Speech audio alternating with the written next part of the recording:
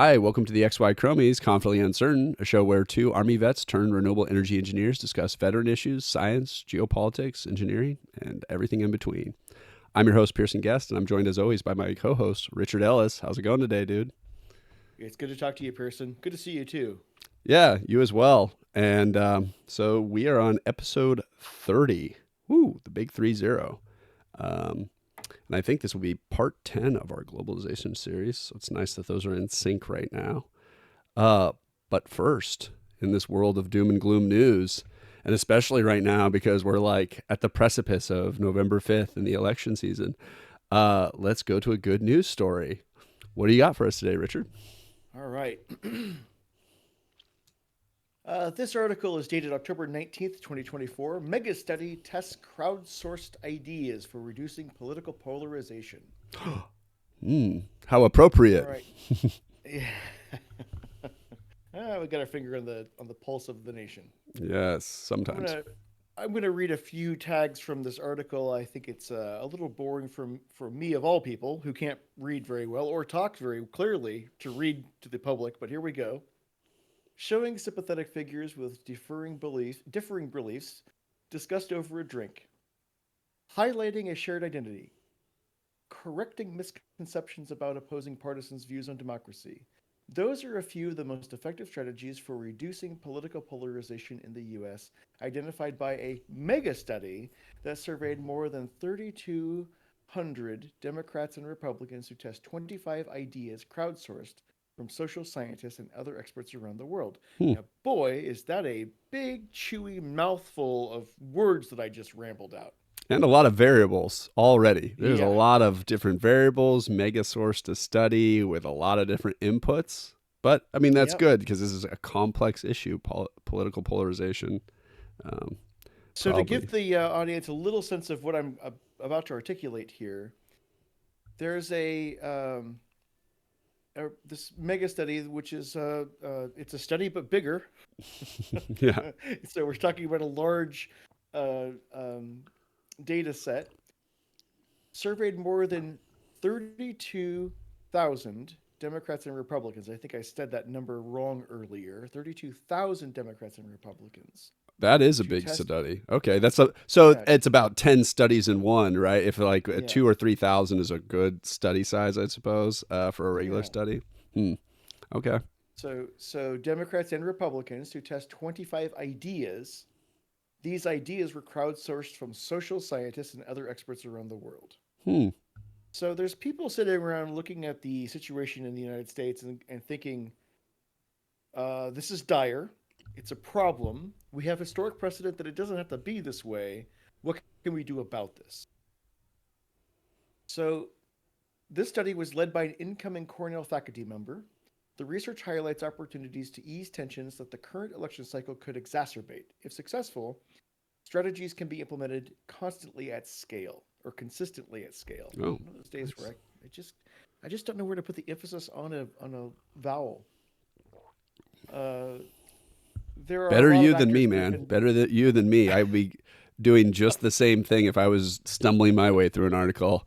So we commend you being the one that has to do it in this case. So I am reading this article cold. I sometimes have a little more preparation, but this time I'm just want to I present this idea as a pretty good news story, but I really only found it just very recently. So there are a lot of actors that have a vested interest in reducing polarization and strengthening democratic attitudes in the U.S.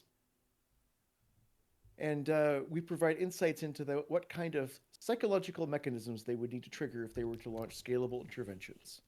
All right, so this study is also could be found in Science. It's it's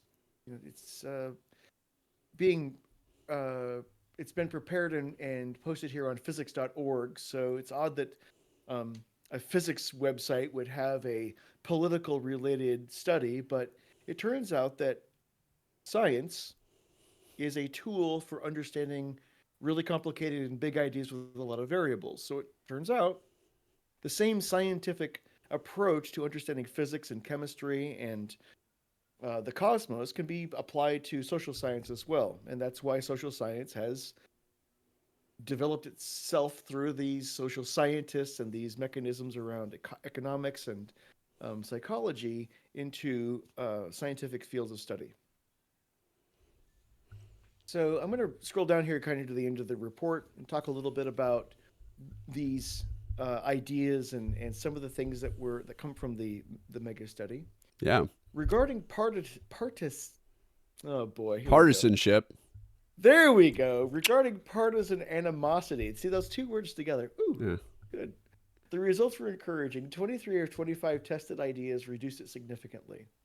The strategies underlying the treatments with the largest effects were highlight relatable, sympathetic people with different political beliefs. All right, so that's a idea. That's a tested idea. Sure. The most successful example showed a British Heineken ad, worlds apart, in quotes, that brought together pairs of strangers with differing beliefs about feminism, climate change, and transgender rights, showing each pair bonding, then continued talking over a beer. So this is, I don't know if I agree with the man, but I'd sure like to have a beer with him idea. Mm-hmm. Yes. This Classic. is that humanizing idea over intoxication and gastronomy. Yeah.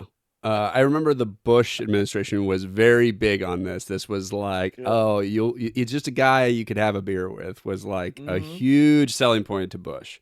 Yeah. Um, yeah. Uh, I don't remember if it was pushed hard for his initial campaign or if it was the reelection campaign but there was somewhere around there. It was when that idea of having a beer with Bush became really popular. And I know he wasn't the first one for this idea to be popular. It's been around for quite some time, I think. So Yeah. The politicians who ran for office for the preceding 40 years had seemed to become more and more elitist, had greater and greater difference from quote unquote ordinary Americans, with Jimmy Carter maybe being the exception. Not that many people remember President Carter. well, no, that I mean, so this is the funny thing. I'll push back a little bit on this, just because before Carter, there are a lot of poor presidents. After Carter, it actually becomes a kind of the aristocracy takes the Yeah. reins for a while because we get Nixon, Reagan. Oh no, sorry, my bad. Nixon was Reagan, before Carter. Nixon's Reagan. before Yep. Carter, but we get Reagan, Hollywood actor. Hello. Mm-hmm. After Reagan, we get Bush Senior, head of the CIA. Bush Senior from like Yeah. Virginia or whatever, planted into Texas as a Mm-hmm. cowboy. So like the Bushes are aristocracy, and Yeah. we kind of have that all the way until Clinton. As much as people like to paint the Clintons as a dynasty, because when Hillary ran, now they are, I guess, when you have two people with the same name do it. But Clinton was poor, like super poor. If you're the son or daughter of a single mom who is a blackjack dealer, my guess is you are lower on the socioeconomic totem pole than the average middle class American. And that's what Bill Clinton was. His dad died in a puddle that was like 3 inches, famously drowned in a puddle because he was so drunk. Yeah. Um, when Bill Clinton was young, like a baby or something like that. I don't know if he actually knew his father.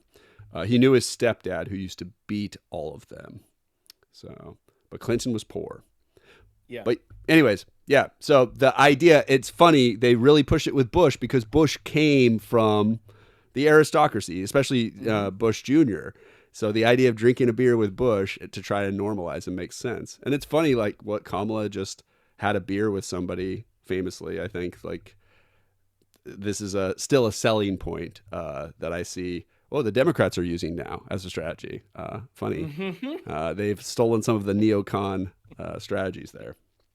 And that tells you a lot about how our politics have shifted, so that um, what used to be the domain of Republicans, and it turns out some of those early 20th century Republicans are finding themselves in strange new territory where they are siding with and supporting Democrats. Mm-hmm. This is an interesting time to be in, where the Democratic Party is um, gradually being, I don't know, sliding or being drag kicking and screaming. I can't decide which it is, but it's becoming more conservative and centrist and following some of these models of the early 20th century Republicans.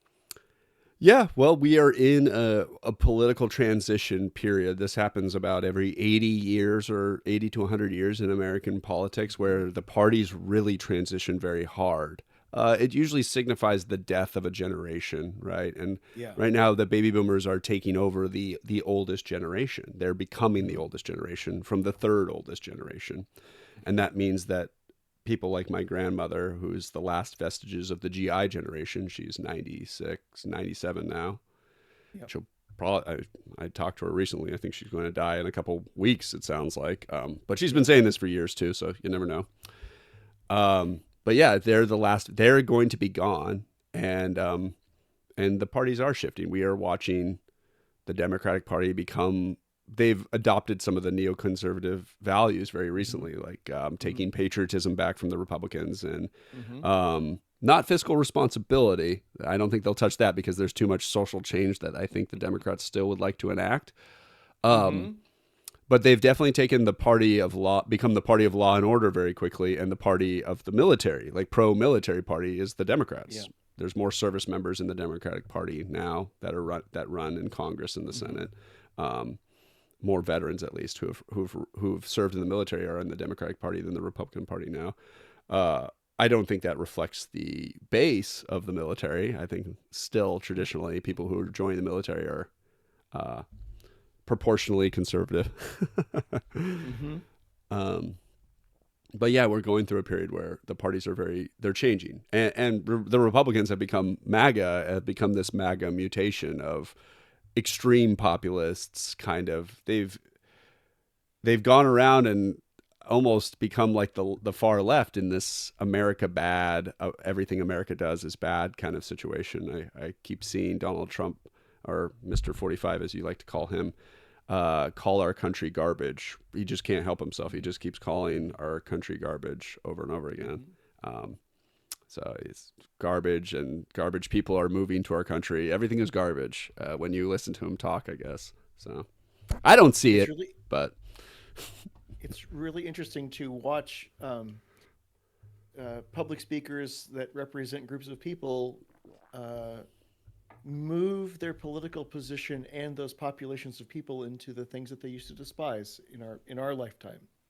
You know, in our yeah. lifetime, we would have noticed or correlated exactly as you just said these extreme perspectives on how people thought about this country, and they seem to have grabbed the attention of those extremist points of view, even though those extremist points of view might have been held by people left leaning before. Well, here we are. We have this brand new way of looking at how to denigrate and destroy this country. Yeah. Let me give you a couple more of these tested ideas, and then I say we should move on to things. Yeah. Okay. So, one more of the tested ideas for reducing partisan animosity, highlighting a common cross partisan identity. One effective treatment suggests most Democrats and Republicans constitute an exhaustive majority tired of polarization. Another argued partisans are united by their American identity. That's a phrase that this whole thought unit is a little tricky to parse, but um, Democrats and Republicans are made up of people who are exhausted by this polarity. They actually don't like this. And so Yes. when you can kind of merge that shared idea into both of these disparate party groups, then they might see different ways of organizing a civilization based on their value system, but they can agree that the polarization doesn't work for us. It isn't going to move us forward. Here we go. Here's a few anti-democratic practices that are less understood, but these are some ways to reduce these Okay. ideas and visions. Highlight exaggerated stereotypes by other side. Highlighting exaggerated stereotypes by the other side. Data shows partisans' actual support for undemocratic practices is far less than opponents think. So evidently, what has happened is that um, you can be one of these fascist pundits and then create these exaggerated stereotypes of the other people and then Yep. point to this is not the is this the straw man? It's related Yeah. to the straw man argument, Yes. where you invent something that you could then destroy and then be victimized by at the same time. This is Yes. going on in our political discourse. It's a bad faith. Yeah, bad faith arguments are another way of calling this. Yeah, It's knowingly constructing something to destroy it or to falsely incite fear or yeah, panic. These are all different methods that Joseph Goebbels perfected, by the way, of the Nazis. yes, yes, So, they did. so You and I never get tired of pointing out how similar the current political climate and environment and tactics relate to that terrible, terrible time in our history. yes. For instance, it could go something like this even. Um, One of the people running for presidency could say of a political opponent that they wait till they're lined up in front of a bunch of rifles and they're facing down the barrel of a bunch of rifles and we'll see how they change their tune. So they could say something like Yeah, that.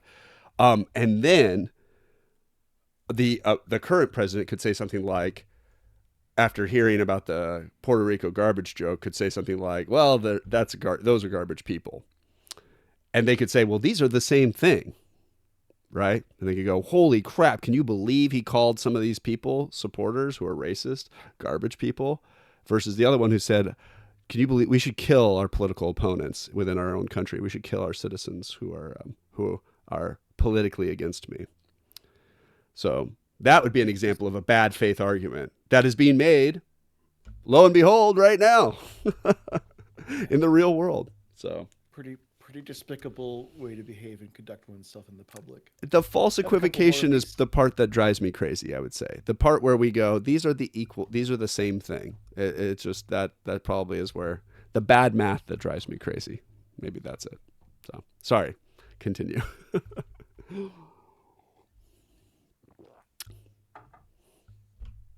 All right, so highlighting democracy's importance.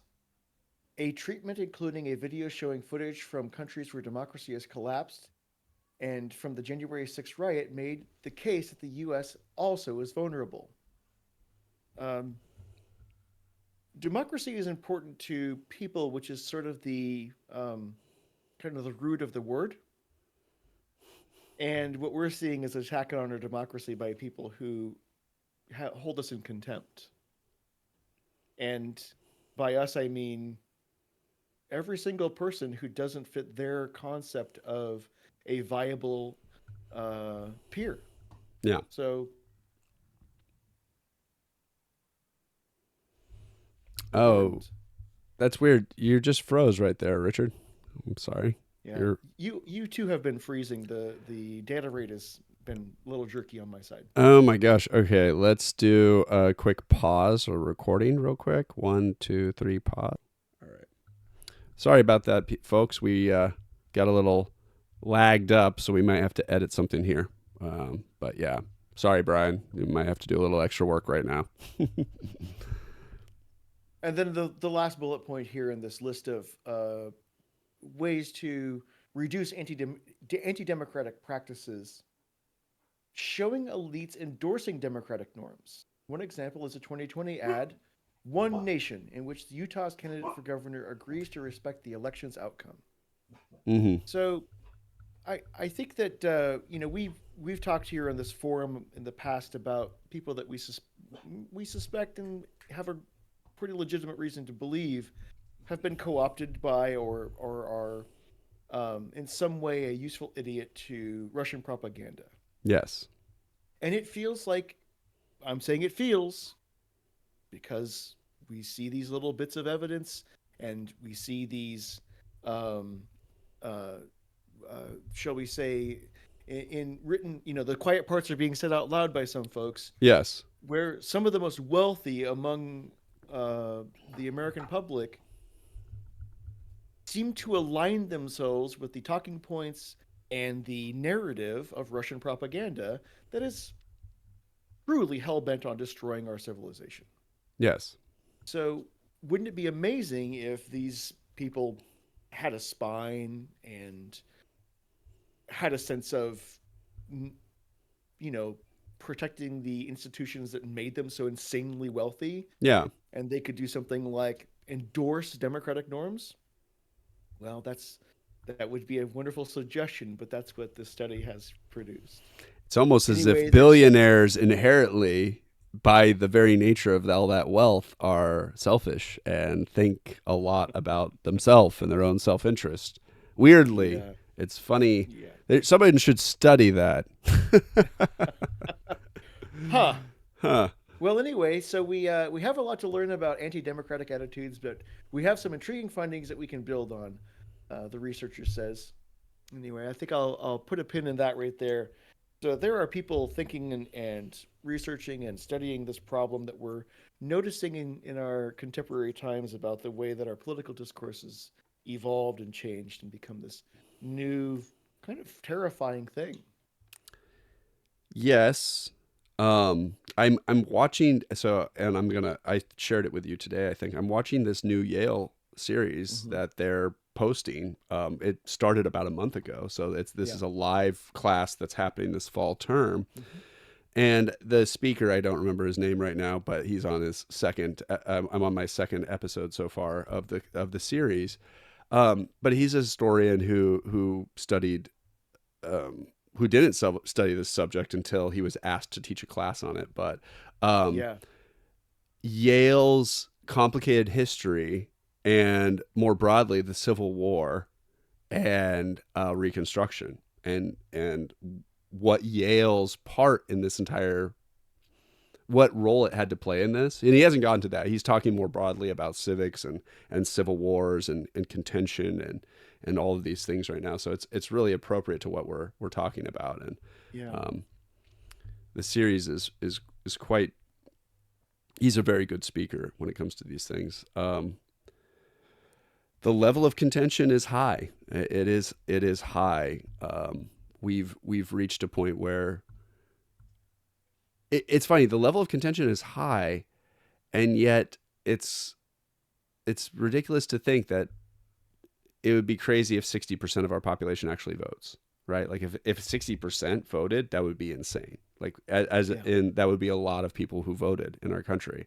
And it's crazy to think that that is true when like India had like 90% turnout to vote. Like it's insane. Like they were able to get 1.3 billion people to vote. And we're talking people who live in like the Himalayas and shit. Like Mm-hmm. um so it's a little disheartening to think about that the duality of America, but I also just have been listening to our international relations, Americans' history in international relations and how it kind of came about in the 1800s.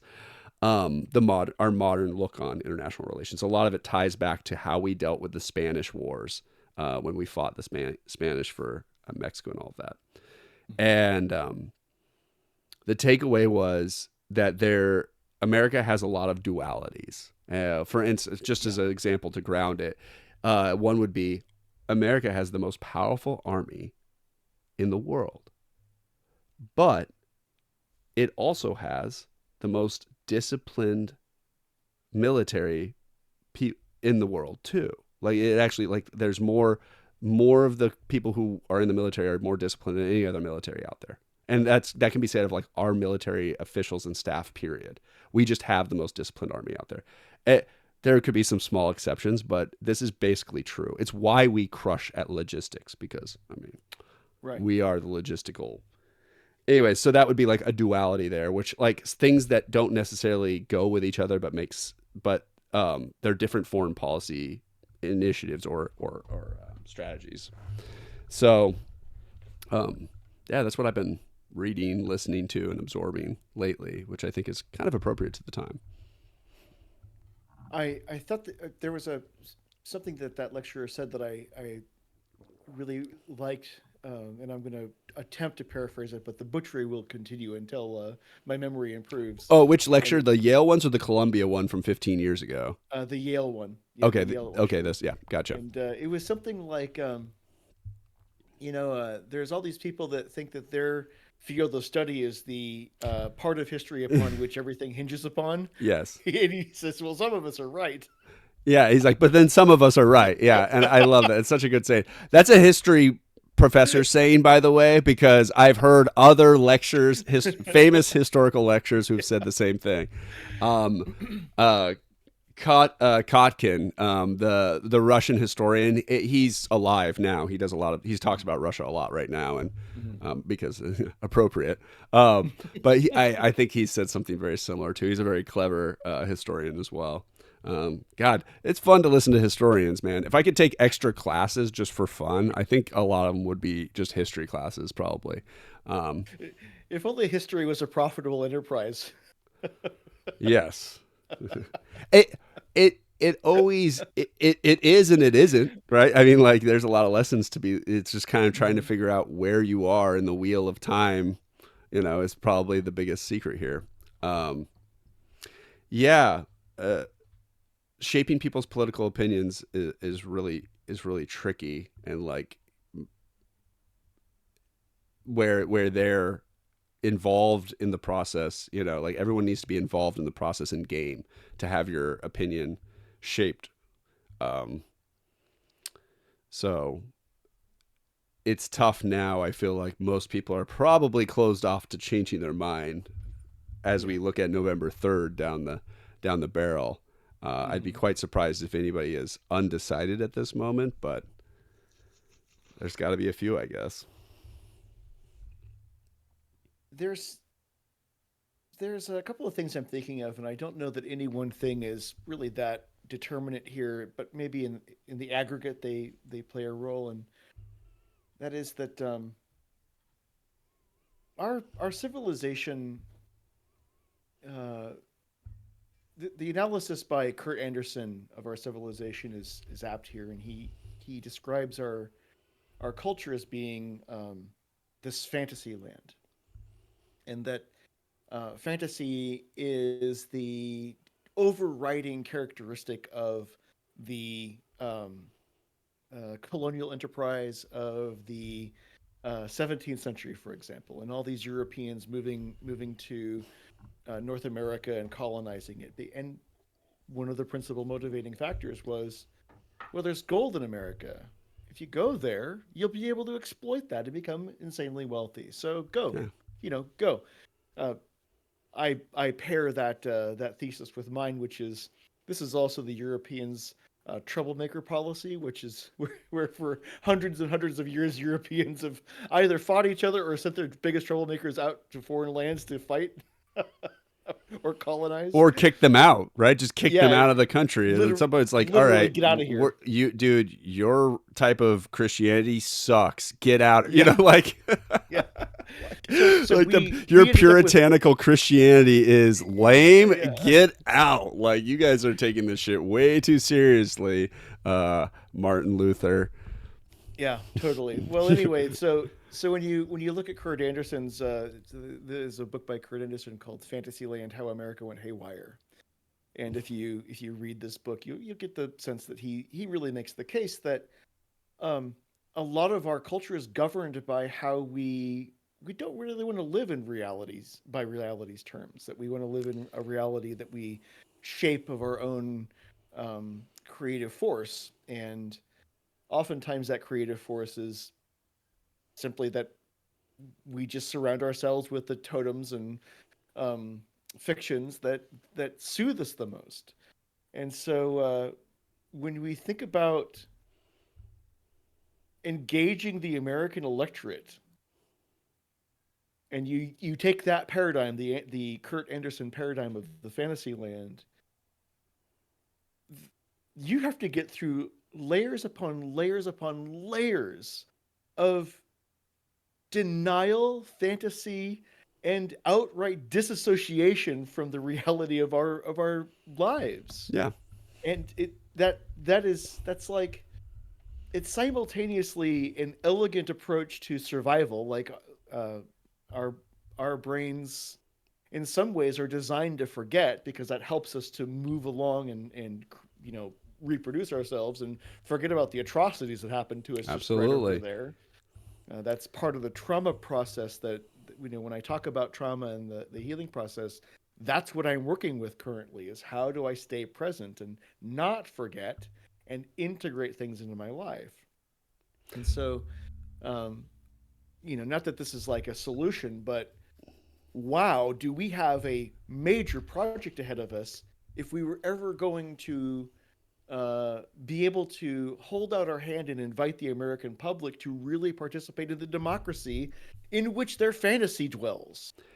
Yeah, the idea of like I want to live in a fantasy land of my own making, but I don't want to do any of the things that require I'm too busy to do any of the things that require me to get it there is it's Yeah, a funny hypocrisy, but yeah, I mean America has always the American dream, okay, we it was that term was invented what this last yeah, century, but yeah. what who was it, the famous comedian who said, they call it the American dream because you have to be sleeping to be for it to be true, right? Like that's because that's when it comes true is when you're sleeping, Yeah. because it's a fantasy. I that was shit, he's one of the most famous comedians. I just can't think of his name right now. He's dead.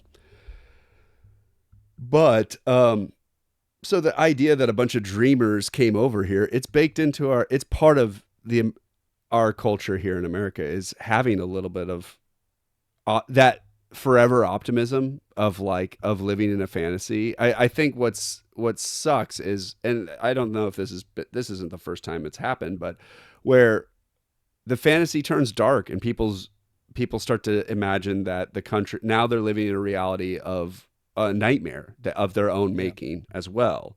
This Yeah. fantasy has become a nightmare, and it doesn't reflect reality. So it's really tough to go across the aisle with some of these people when they're not living in the reality that just is like that we are in, like they're Yeah. describing something that they're not even experiencing.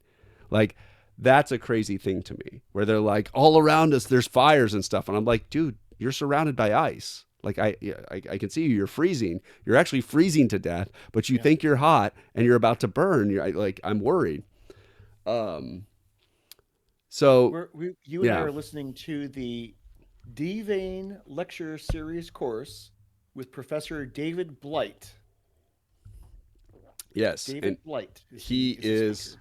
very enthralling. I'm enjoying Hmm. it already. And funny enough, the episode 2, he talks about memory. He actually is Hmm. quoting a neuroscientist's book about memory and discussing it, which is great, and talks about the difference between history and memory and how we keep it. So it's the 1960s and the 1970s and the 1980s. I think that's where we should talk about the globalization series, just to hard turn there. Um, One of the things that has fascinated me about the dualities of America, especially when it comes to foreign policy, is the fact that we will have like, hey, we want global order and people to follow rules. But at the same time, we're not going to follow those rules quite, right? Like these are the parts we've struggled with, right? And America does this all the time. It's like, well, okay, everyone, hey, this is how trade's going to happen. And so one of the interesting things I've had to learn about with when we're learning about America or just international relations is the difference between soft power and hard power. Do you know? Have you heard of these concepts before, Richard? Have we talked about them? Yeah, not very much, but hard power kind of is what they say of war. It's diplomacy by any other means. Well, hard power tends to be in that category of bricksmanship and bellicose relations. Yeah, Wars are oftentimes a result of hard power. But soft power is this really interesting social construct that I quite like myself, and yeah, it's convincing people that you have to live with that they want the same thing that you do. And this is this fascinating concept of theory of mind, where you have it's to, like a popularity contest almost, right? yeah, It's not only convincing them, it's showing them like, look how awesome I am. I'm probably right. Wouldn't it be great yeah, if you were right like me? And then we could trade and be more right together because we'll be so awesome. totally, And it's like this. Do you want to be part of the club? Like I'm. It's a cool club. You should join. Like, and yeah, we'll both benefit. Trust me. So yeah, soft power. I love how you start off because it is psychology. It's sociology. It's the yeah, idea like, um, showing by example, kind of like, hey, this could be yours too, and we're not fooling you, right? Like Yeah. this isn't a trick, and this is, I think, what sets U.S. apart from pretty much the rest of the world as a superpower. What we've managed to do a lot of the times, and by the way, we've tricked people. We don't do this to Mm-hmm. every country, but generally, when we're doing it right, being able to work with someone and not exploit them. Yeah. Like we do exploit countries. Don't get me wrong. And we are right now exploiting certain countries. We're exploiting Venezuela for their oil Mm-hmm. because we've turned the spigot off of Russia and shit like that. So we do these things where we're like, oh, well, now Yep. we're okay with this, with Maduro for a little bit longer because Yeah. we're more mad at this other dictator. We do these Yep. things as well. But we also exhibit soft power where and the best examples of this is the Marshall Plan specifically is probably the what that plan represented, and we did talk about this with Truman and last time in the episodes, but and what we did with Japan and Germany are perfect examples of us trying to fix it through bribery of money and showing an example of like how great capitalism could be for them if they follow along with what we're Mm-hmm. saying. Um, and we see this today with our relations with Europe now too. A lot of this comes over NATO and like arming themselves, right? We've been telling the Europeans, don't sleep on Russia. You need to have a lot of military might because Russia's a problem. And now we're starting to see, into number Trump's credit, that anyway. So that's an example of soft power, kind of. Um, I mentioned this concept called theory of mind, and let me just give the audience a sense of what that means. Theory of mind is the capacity to understand other people's mental states and behaviors. And so soft power suggests that the entity who wants to exert that soft power holds in their own understanding a theory of mind of their audience, yes. and that they can convince their audience of the superiority of the soft power position, and that they should come to that instead. We're I'm sure that in the historically there's probably a coin toss, and we're basically right half the time. Yeah. So what's interesting about this is when I'm learning about soft and hard power by the speaker that was talking, he had worked in the government before because he's had conversations with Nancy Pelosi and other people as well. But he was talking about because he was giving the speech in 2007, which is really interesting. I'm listening to this old Columbia, long talk about our IR policy in general, our international relationship policy in general, and um, a couple of things of note he says is that first off, Woodrow Wilson is probably the most responsible president for the modern era, which is an interesting take versus like Truman or FDR Yeah, being most responsible. But I would say those three might be most responsible for as far as international relations go and like that. And we know that because you and I have covered the League of Nations mm-hmm. and ultimately our plurality showed there where we had the president who wanted this to happen and an angry, very hostile Congress who was like Yeah, no. you know uh, yeah. and we saw We that refuse to make the duality. world a better place. Yeah, we see that duality confuse them. And we talked, and another good example would be the Bretton Woods Agreement, where we saw the duality show up again. Mm-hmm. And I say this because Keynes at the time, the famous British economist, was getting the Americans were driving him crazy. We were driving Mm-hmm. him crazy because we had different interests. America is a large place with different interests and different things in mind. And it's, sometimes we would go too hard and or go too soft and not do Mm-hmm. anything. And it would seem as though nothing happens here. But somehow yet we have persisted and we have progressed forward better than most every country in the world in most areas of the of things. And I think that's a really fascinating fascinating way of looking at this popular, hot, complicated chick that is America. Because clearly we're Mm-hmm. a hot chick. Like that's the problem. We're like a hot, Yeah, smart chick that's like a little yeah. bit too full of themselves to pay too much attention to people until we want to pay attention to them. It's crazy. You were listening to Stephen Sestanovich, the American Yes, Foreign Policy and Historical Perspective, who was giving a presentation at Columbia University in that 2007 speech. I will link And these in this video. Thank you for the as reminder. as I was listening to that as well, um, anything that was said in 2007 was said in a pre-Obama, pre-Trump world. Pre-housing crisis, just right Pre, before it too, like yeah, right, like it was happening. yeah. The In 2007, what Stephen was talking about was a precedented time. It was a time that we knew how to comport ourselves politically. We knew how to comport ourselves economically, and then everything changed the next year.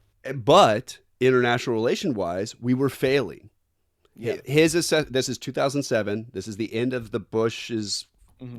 this long Iraqi campaign that's become too long and it's an issue, right? This is like, this is I'm This is saying that 4 years old. yeah, the political We'd been climate. doing it for over 4 years at that point. Yeah. Yeah, so Go the ahead. political climate was turning against the Bush administration for this. Of course, they were unhappy with Cheney and all of this. That was an example of hard power trying to convince the Middle East into soft power. And he was explaining how this doesn't work. Basically, the idea is, as it sounds, dear audience, is you can't war somebody into changing into a democracy. That's just like not the way we were doing it, at least. I think he brings up examples of Japan and Germany being complete like that. Those are total wars. Those are a different thing than what we were doing in the Middle East, which was exerting Yeah. hard power in an effort to be a soft power kind of situation. And Yeah. we were doing soft power with Saudi Arabia too, um, which famously John Kerry and some other Democrats were saying you can't do that with a monarchy, right? Like Right. essentially, you can't. This doesn't work, which is really interesting in hindsight because he's probably right. I don't know if he had read the Five Pillars, but if anybody had actually read anything that T.E. Lawrence had written about that era, they would know that that was not going to work. Yeah. So Yeah. it it's been a fascinating educational session going through these readings because um, it's kind of been more amalgamous now. My idea of like how we would look Hmm. at the 60s and 70s. I thought we would talk about Mao opening China, Hmm. Nixon visiting China, and kind of the opening of that economy and how that was kind of the final step to like the modern globalization that we see now, right? Yeah. Because much of East Asia followed to this day. Now we've seen, but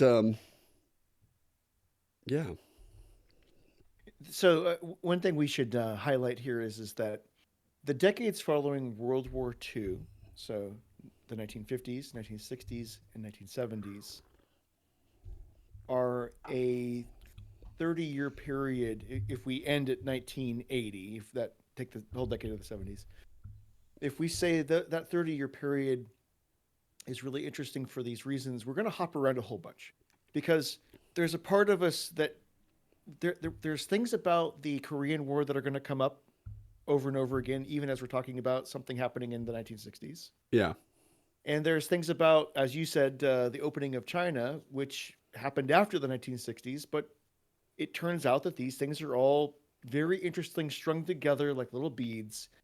And if we hop around a little bit, it might be tough from a narrative point of view, but from a historical point of view, we're looking at an aggregate of things that took place that gets us to where we are. yeah. It's almost. I mean, I would.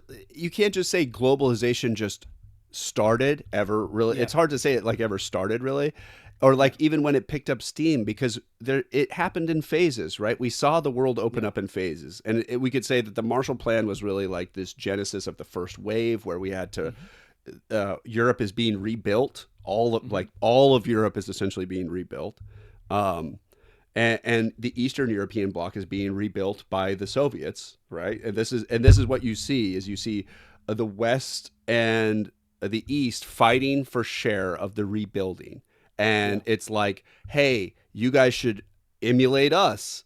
And during this period, there's examples of soft power being used with countries, bribery from both countries, by the way, whether it be Hmm. arms to fight the civil wars that were occurring in countries like Turkey and Greece at the time. Like these were big ones that Truman and Stalin were fighting for control and power of or influence, really. Uh, the Soviets were fighting for control.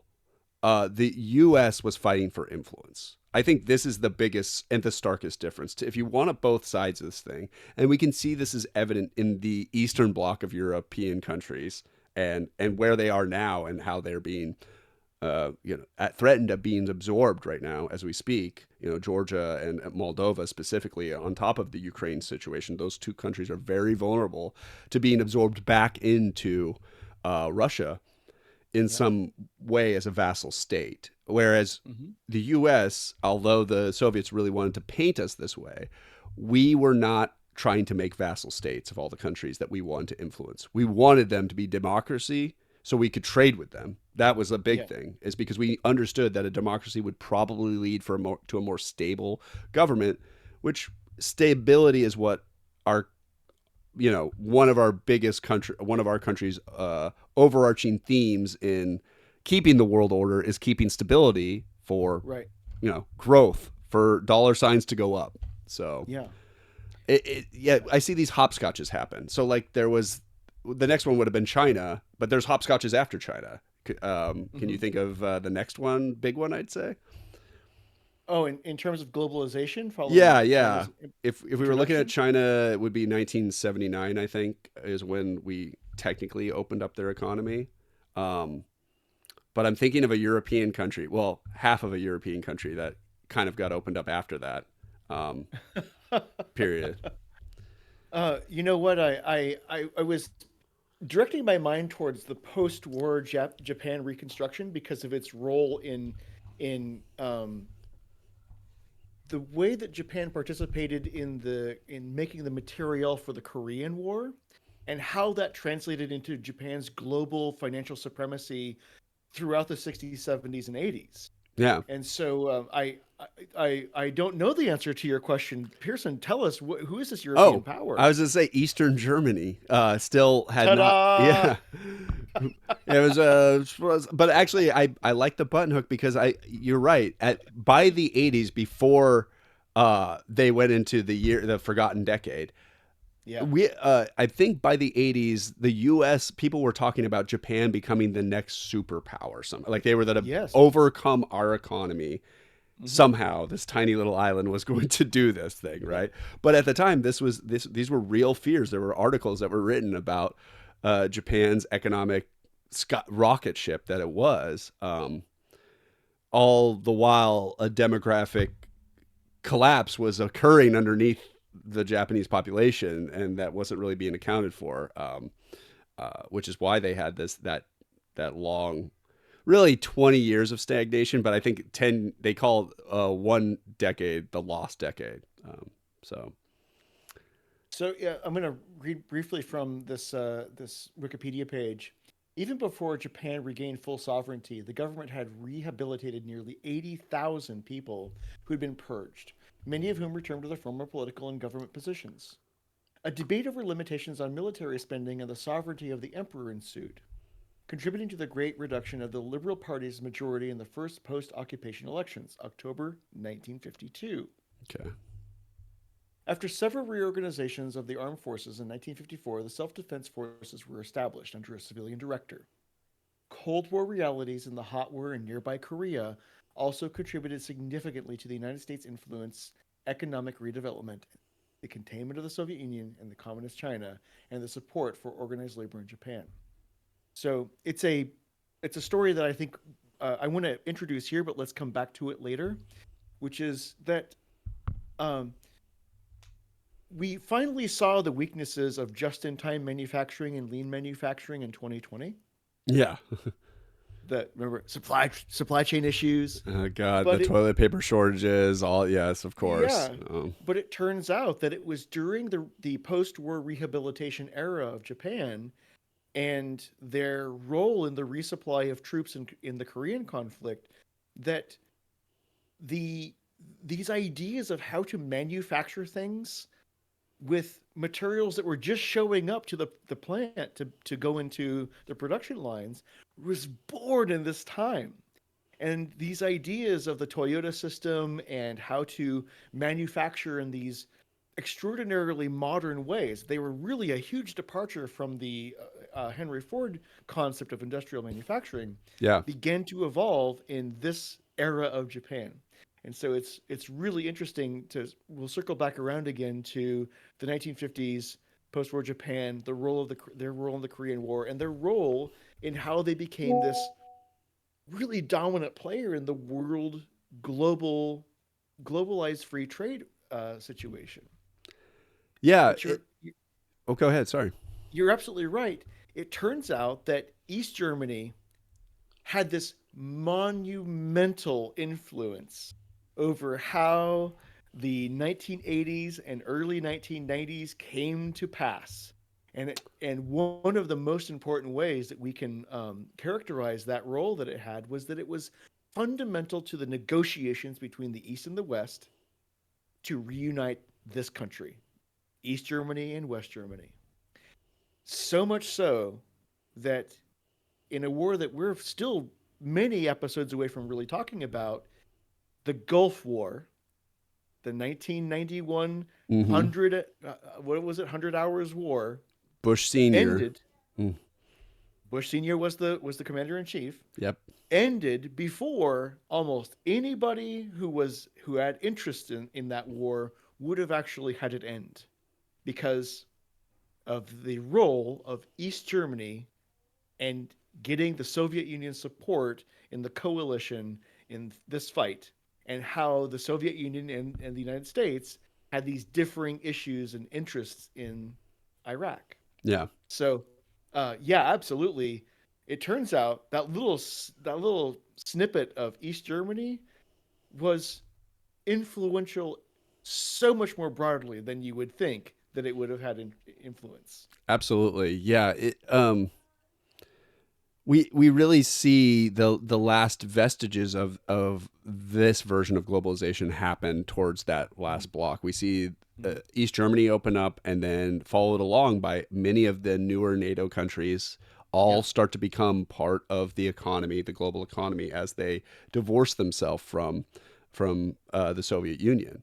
And similarly, once China opened up before, a couple decades before, a decade before, you saw Southeast Asia also do the same. We saw, Yeah. everywhere from Singapore, Malaysia to Vietnam, and all these countries also start, in Taiwan, also start to industrialize and start to, take a spark of that manufacturing. And now and so I think those are really fascinating points. Japan,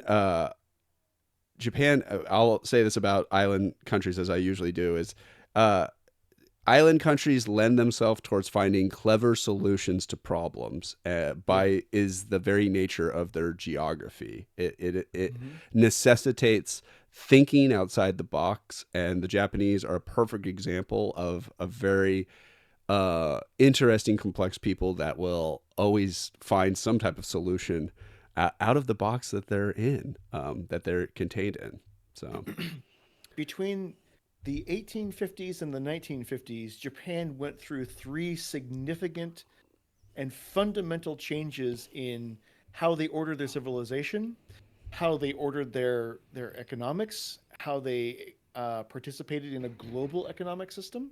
Uh, because there was one in the 19th century, and there was a global economic system prior to the Bretton Woods Accords yeah, in the early 20th century, and then there was the one that followed. And Japan participated in these three significant, like, monumental geologic changes in how they saw the world and viewed themselves. So yeah, what a great example of how an island nation's geography is determinant in the directions that they'll take, which are extreme and dramatic at times, to fit in well, and preserve themselves.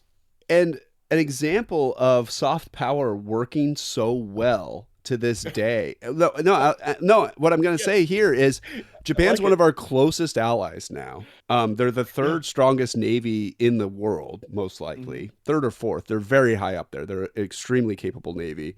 Um, and they're one of our closest naval allies. I know they're working to become one of the sixth eye. I think they're trying to become the sixth eye, and the Five Eyes are an intelligent apparatus of countries, of Western countries that have Hmm. allied themselves. Canada, the UK, us, Australia, France. I think no, France isn't. I don't remember. Anyways, I remember four of the Five Eyes. Maybe is it Israeli? Israel? That would check out. I'm going to search it right now. The Four Eyes. Yeah, it's the five. It'll be five. I just remember the four.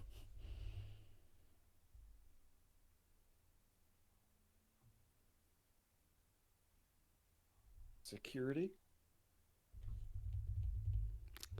He is googling that, but Japan and Germany, both of these countries, both took advantage of a lot of this made in America. The idea of what was made in America changed through this period pretty heavily through globalization, as you can imagine. But we did want to protect local auto interests, and so we see that the German and Japanese auto manufacturers were the first companies to really find workarounds by basically making most of their factories that assemble the cars that they design over in Japan here in the U.S. Right, and Yeah. Japan.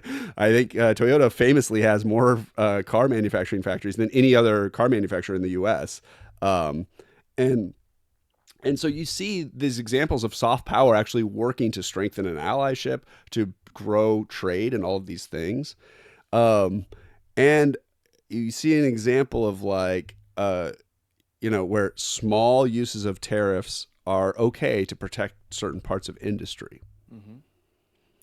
Um, Yeah, you can strategically use almost anything in small amounts. It's when you just turn it into a great big club and begin hitting everything with it that it turns out to be an economic potential crisis. And we can come back to that. The five yeah. I's, EYES. Boy, I was way off with the using the letter I. Oh, I should The have Five clarified. Eyes. That's my bad. Yeah. Yeah, the Five Eyes is an Anglosphere intelligence alliance. Anglosphere. That's an interesting feature of that description. Yeah, that's Uh, a racist feature of that description. Is Yeah, it is.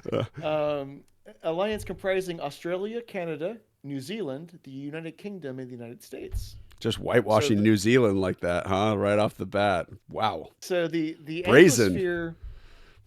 Anglosphere is going to be the collection of nations that are really heavily influenced by the historic colonization and immigration of people from England, where the dominant language spoken in commerce and in law is going to be the English language. And even though there may be exceptions, such as in Canada, where there is a francophone sphere, Mm-hmm. a francophonic part of the nation, Yep. um, uh, so there are exceptions. But these Five Eyes are these English-speaking nations from which their progenitor was the United Kingdom. Yeah. Yeah, that's why I was like, I wanted to remember. I didn't think France was actually part of it, and I am. Yeah, so they're not. So yeah, uh, it'd be interesting. They'll have to stop describing it that way because, well, first off, that's just weird. America is one of the most Yeah, diverse countries in the world, so it's just yeah. weird to have that identifier there. And if Japan joins, then yeah, they can do away with that element. Plus, it's really weird to wash New Zealand specifically. I would say. France has one, a large, multiculturally diverse population due to all of its colonies as well. So, anyways, uh, I think that's partly the Anglosphere designation has more to do with, the language. well, I don't want to put words in anybody's mouth. Probably has a lot to do with the language basis of that information Oh, good. It's just intelligence my sphere. racial biases showing But that. Yeah. now that said, boy, does that come loaded with a whole bunch of other baggage. The English speaking world is not without its own problems associated with it come from the Yeah, for sure. original colonial British enterprise. Well, I can hear my son. I think he's done going to the bathroom right now, and I need to go wash his Oh, butt. So I think that's like oh, a perfect time for us to call this one. Because I see we're at 59 minutes and it's about to be an hour. So, uh, well, I think that you've chosen a good spot to make a pause, yeah, and we should come Anglosphere back and and talk. poopy butts. We should come back and really discuss that mid-century globalization and the interesting conflicts and trade that happened as a consequence of it. Yeah, I think we can bounce around a little on that, and then yeah, we're getting right into the modern day era. I'll say I'd like to end it on um, one of the last little parts about tariffs, real quick, because it's appropriate. When we tariff everything, the argument that I hear for doing this is that all the business will come back to the US and there'll be goods made here instead. And that'll be great for business. So yeah, things will be more expensive, but there'll be so much more commerce because all the manufacturing that's out there in the world will happen here in the US. Now, these people don't understand math and populations very well, but I have to break this down super easily. And it's this. So, like, imagine 1.3 billion people are doing 60% of the that manufacturing inputs that come to the US. Like, we get 60% from like 1.3 billion people. And we'll just say one country, but we're getting it for even more than that. Now, imagine that us as a nation right now have 4% unemployment. I think that was the number you checked last month. We'll just stick with that. It could have changed. Thereabouts. Yeah. So it could change a basis point or one, but whatever. We'll just say 4%. 4% of 330 million people is what? Like we could say like 30 million, not even. What is that? 15 million? What's 5% of 100 million? That's 5 million. So 5% of, yeah. So we'll say 18 million people are not working right now in America, are unemployed. It seems high. Uh, 12 million is the number I come up with. 12 million. All right. So Yeah. bad maths by me. 12 million people. Now, already you're starting to see a problem. If we tariff everything, all those jobs, we don't have enough people to work all the jobs and do all the things we're doing right now as a country. So we're all doing stuff. There are people working right now, most people, at least all but 12 million people who are able to be employed and aren't retired and all that stuff and aren't too young. They're working. We have 12 million people that need to be employed or have chosen not to be employed or whatever. I think the employment statistic is these are people who are looking for jobs and do not have Right. them as unemployed, not the people who have opted out of the job market. I don't know how they're accounted for, but whatever. So this is the math problem that a 20% tariffs does not solve. Is suddenly we don't have another billion people to do all the manufacturing to get us all the stuff we want. And that's just the hard truth of it, not to mention all the inflation. I really like this approach that you're taking, and I want to add to that, which is there's this other part of labor economics called the price point of labor. And it turns out that um, your price point for labor, having earned a college degree and having worked as a engineer in the energy industry now for what is it now 2.5 years, 2 years? Yep, I'm going to be on my third year this year. Yep. Woohoo. Your price point for labor does not fall below, and I'm not going to throw your annual income out here, but does not fall below a pretty significant annual income. Yeah, And it is for much of America, the your salary would be upper middle class. If you were living in Topeka, Kansas, for example, you'd be upper middle absolutely. class for Dude, sure. I'd be crushing it in Topeka, Kansas. I'd be upper Totally. middle class for sure. My kids would be dressed Yeah. all bougie. They'd be going to private school, all that good stuff. And I Uh, wouldn't be cutting three my own thousand hair. between 3,500 and 5,000 square foot house. You would have a motorhome and a boat. You would have right everything would be covered, and it would be amazing. You'd be very wealthy in that part of the nation. Um, So if you had to work at a price point lower than your current salary, that would really be impossible for you to sustain the quality of life that your family has right now living in the Bay Area. Yeah. All right. the price point of that 1.3 billion people has to be factored in. Not only is it a population problem that you're describing, it is a labor price point problem that you're describing, which is the 12 million people that my calculation came up with here would be expecting a labor price point that would allow them to live in the cities and areas of the country that they currently live in. Yes. They don't want to travel to Topeka, Kansas so that they can make um, I think it's like the price point of labor in China has the average has come up quite a bit, and it's something over $6 an hour or something like that for them. It's this ridiculous I've amount of seen money. it get levelized. It's really $2 to $2.30. Like Is it? if yeah, so someone did this recently because of Yeah. this exact problem. They said if you put that price point over here, they're making $2.20. That the labor output that they're worth, the amount. So basically, the amount of value that each laborer produces Mm-hmm. is Mm-hmm. $2.20 an hour worth of American labor. Now, economists Go ahead have and find some Americans who yeah, want to work for that amount of money, exactly. or who can, who can. They can't. Have we talked And about what it costs to live in this country right now? yeah. So It's not, so that's just one of the things, and we could really go into a whole can of worms. I just kind of wanted to put a little yeah, button on this, like this yeah. tariff idea, since it came up. Um, this is so just these simple math problems, and we can get into it more. And I think maybe me and Richard will get into it more next week if we want to. We can talk about Mm-hmm. how the price of goods gets passed on to you, and how Oh yes. the local companies pay the tariff, not China or wherever they're coming from. Like, we have to make this clear at some point, because I don't think people, and Donald Trump, if I know you don't read, but if you happen to tune into, or someone shows you a clip of us, we'll teach you too. Like, I'll teach you how Yes. tariffs work. I don't even know, like, I'm not an economist, but as an engineer or just a layman, I can teach you. This isn't that hard. Like, basic economics, we can figure this out together. And I can tell you how tariffs should be used, and how small of a duration they need to be used. So Mm-hmm. we'll end with that. Well, I really love that your spirit here, Pearson, is to teach the ideas of what we're really struggling with right now. That you want to teach the American public, and maybe even people running for high office. Well, I want to learn along with them. So, like, I learn this shit too as we go. We just look it up. Like, when Donald Trump started talking about tariffs so much, guess what I started doing? I started looking into tariffs more, because I was like, do I have a very good understanding of this? I had a basic understanding of it. And so that's what you do.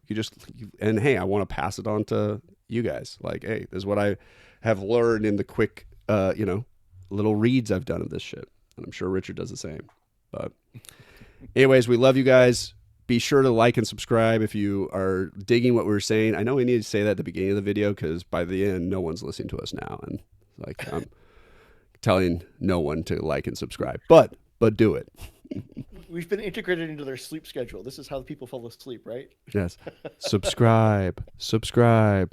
Anyways, Richard, it's been a pleasure. Have a good one, man. Likewise.